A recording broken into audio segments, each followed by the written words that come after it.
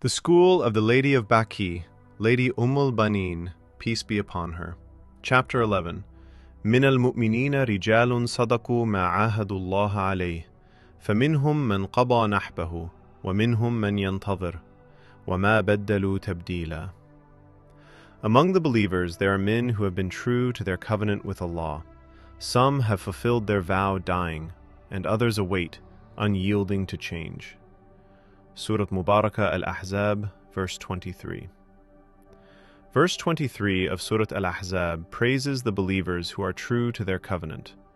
As Imam as-Sadiq explained in his commentary on this noble verse, هم الذين صدقوا ما عاهدوا الله عز وجل عليه من جهاد عدوه وبذل أنفسهم في سبيله ونصرة رسوله وإعزاز دينه حيث يقول رجال صدقوا ما عاهدوا الله عليه. The most perfect embodiment of fulfilling the covenant was manifested in the Karbala of Hussein. On the night of Ashura, Imam Hussein lifted his pledge from his companions. Yet those who had dissolved themselves in the devotion to their Mawla remained, making a new covenant with Abu Abdullah al-Hussein, a covenant they fulfilled in its most complete form by sacrificing themselves at noon on Ashura. The radiant words of Imam Hussein affirm this, as he said regarding his companions and the souls who have been dissolved in his sanctuary. فَإِنِّي لَا أَعْلَمُ أَصْحَابًا أَوْفَى وَلَا خَيْرًا مِنْ أَصْحَابِي. In this statement, the term awfa signifies superiority in loyalty and the most complete form of fulfilling a covenant. Among them, the one who took the lead in renewing the covenant with al-Hussein was the commander of his companions, Abul Fadl al-Abbas, who said, لا أرانا الله ذلك أبدا بدا. Never may God bring such a day when, after you, O Abu Abdullah al-Hussein, we remain alive. Imam Sadiq describes the utmost loyalty of his uncle, Abbas, in his covenant with his brother and Imam in these words, فَجَزَاكَ اللَّهُ أَفْضَلَ الْجَزَاءِ وَأَكْثَرَ الْجَزَاءِ وَأَوْفَرَ الْجَزَاءِ وَأَوْفَى جَزَاءَ أَحَدٍ مِّمَّنْ وَفَى بِبَيْعَتِهِ وَاسْتَجَابَ لَهُ دَعْوَتَهُ وَأَطَاعَ وُلَاةَ أَمْرِهِ. May God grant you the highest, greatest, most abundant, and most complete reward, the reward of one who was perfectly faithful to his covenant, answered the call of God Almighty, and obeyed his saints.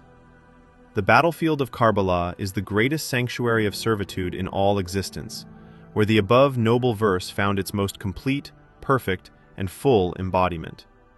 Just as Imam Hussein would recite this blessed verse when bidding farewell to each of the companions and martyrs of Karbala as they set out to the field, or when he stood by their side upon the battlefield. The commentaries on this noble verse all affirm this truth. إن أصحاب الحسين بكربلاء كانوا كل من أراد الخروج ودعا الحسين عليه السلام وقال السلام عليك يا ابن رسول الله في جيبة وعليك السلام ونحن خلفك ويقرأ فمنهم من قضى نحبه ومنهم من ينتظر.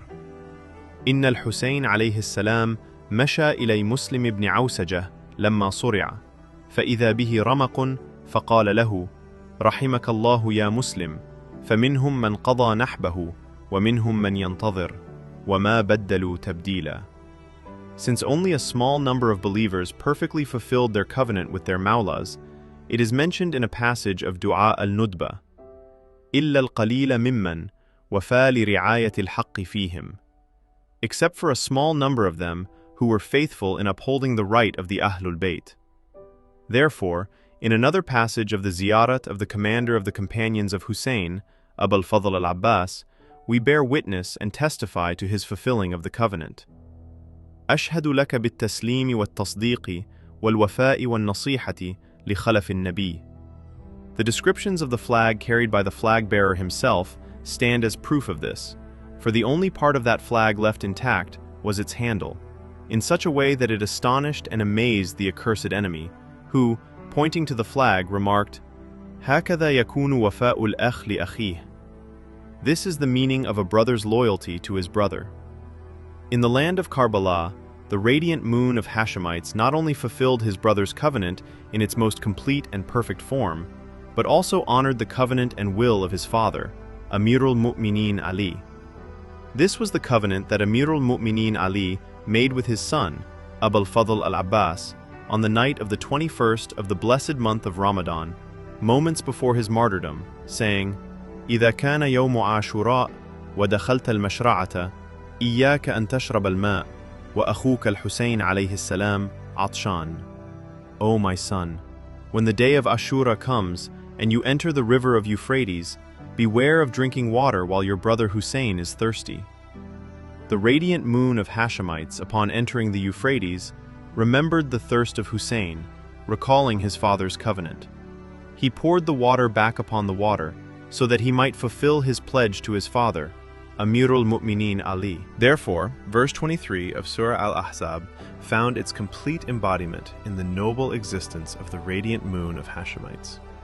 He learned this loyalty to the covenant in the sanctuary of a mother who herself was a model and exemplar for all believing men and women in fulfilling her covenant to her Mawlas, Lady al-Banin, the role model for righteous believing women. Just as it is mentioned in a passage of the ziyarat of this noble and honored lady, the Lady of Al-Baqi, Kunta fi qimmat al-ta'ati wal-wafa. You were always in the utmost obedience and loyalty toward this household. As, when sending her sons with the caravan of Hussein, she advised them, be the eyes and heart of my Mawla, Imam Hussein, and be obedient to him. Therefore, another hallmark of the school of Lady al-Banin is loyalty, a quality that is also among the essential requirements for becoming a true devotee.